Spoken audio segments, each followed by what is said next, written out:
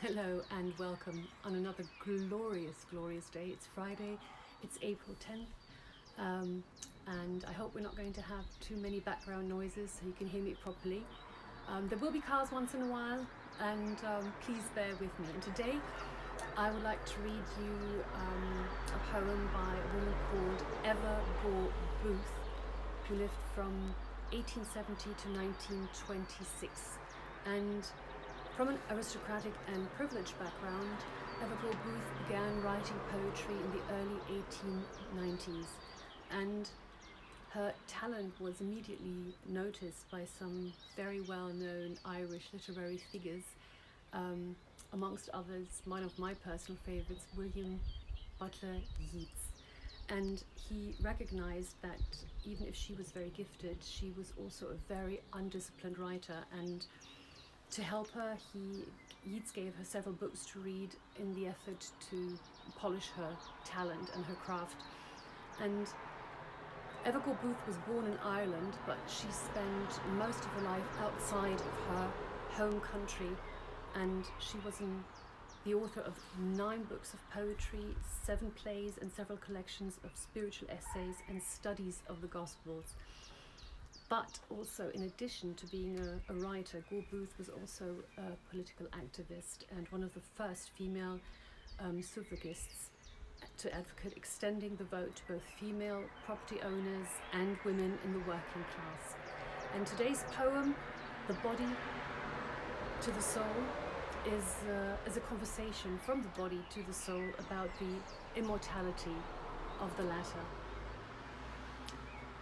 So here we go. The body to the soul. You have dragged me through the wild wood ways. You have given me toil and scanty rest. I have seen the light of 10,000 days grow dim and sink and fade in the west. Once you bore me forth from the dusty gloom, weeping and helpless and naked and blind. Now you would hide me deep down in the tomb and wander away on the moonlit wind. You would bury me like a thing of shame, silently into the darkness thrust. You would mix my heart that was once aflame with the mouldering clay and the wandering dust. The eyes that wept for your sorrowful will shall be laid among evil and unclean things. The heart that was faithful through good and ill, you scorned for a flutter of tawdry wings.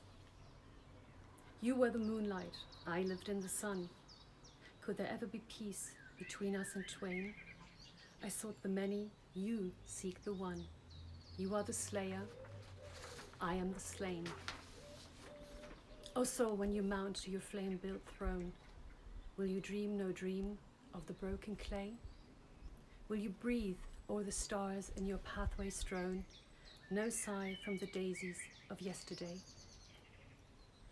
As you wander the shining corridors, a lonely wave in the ocean of light, have you never a thought of the lake's lost shores, or the firelit cottage, dim and white?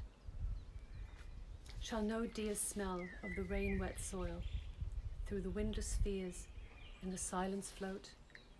Shall not my hands that are brown with toil take your dreams and high desires by the throat? Behold, I reach forth from beyond the years. I will cry to you from beneath the sod. I will drag you back from the starry spheres, ye known from the very bosom of God. You cannot hide from the sun and the wind, or the whispered song of the April rain. The proud earth that moulds all things to her mind shall gather you out of the depth again. You shall follow once more the wandering fire. You shall gaze again on the starlit sea. You shall gather roses out of the mire. Alas, but you shall not remember me. So, as always, thank you very much for being here with me, and I wish you a wonderful day. I hope it's beautiful where you are as well, and you can enjoy going outside at least for a walk or some sports. So otherwise, stay home, stay safe, and stay healthy. Bye-bye.